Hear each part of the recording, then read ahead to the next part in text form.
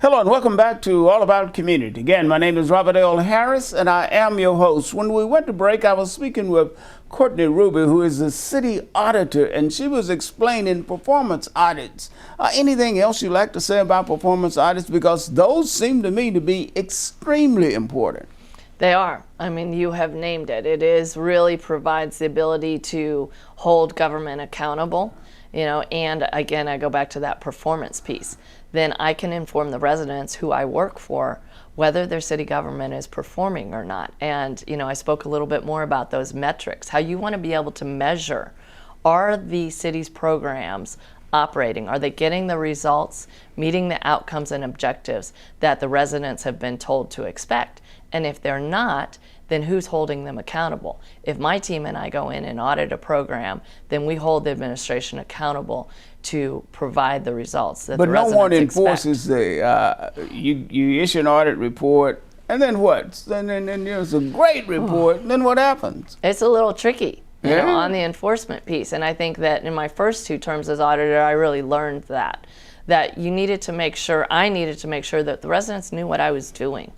And I needed to make it, if the administration wasn't going to agree or wanted to just put the audit on the shelf, it was my job to make sure that the residents knew I issued the report, they knew what the findings were, and that we were going to come back and follow up on those findings.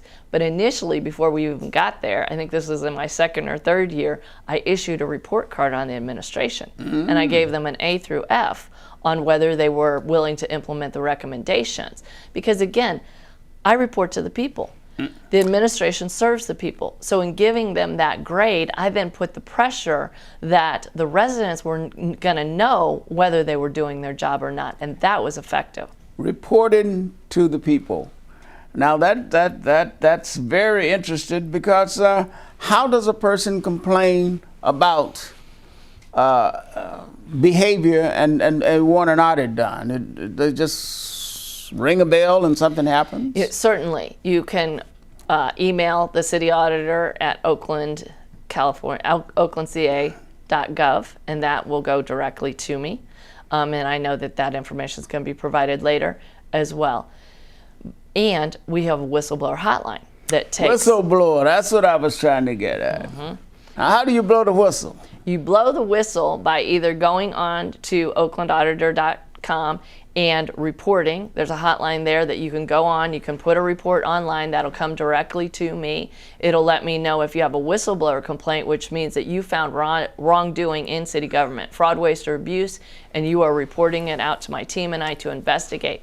Or you got an idea and you think that an area needs to be audited. You can also record it there, or you can just send me an email to say this is an area that I would like to be audited. Then when my team and I do our annual audit review process and planning, we take all that into consideration.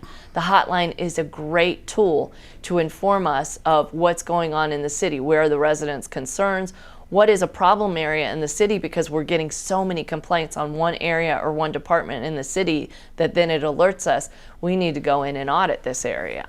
So whistleblower complaints are very critical, and personally I would encourage you, I don't know whether you would agree, but I would encourage you, if you see something, say something. And the way that you say something is to let the city auditor know. And then, in other words, blow the whistle, and maybe there is something going on, and this is a good way to find out. It is. It's so important. And again, I'm the people's auditor. So you want to be communicating with me your concerns. And we find a lot of great things through that process. We find employees that might be falsifying their time has been substantiated, or employees that are working outside jobs and clocking out that shouldn't be clocking out. We've substantiated that.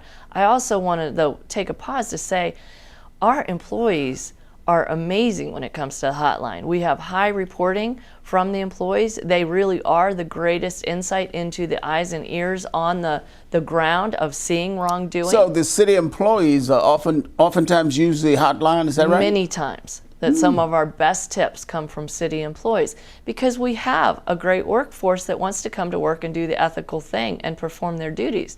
When there's some employees who are not committed to the ethics and integrity of their work, it impacts the entire workforce. So we have some great whistleblowers who then blow the whistle.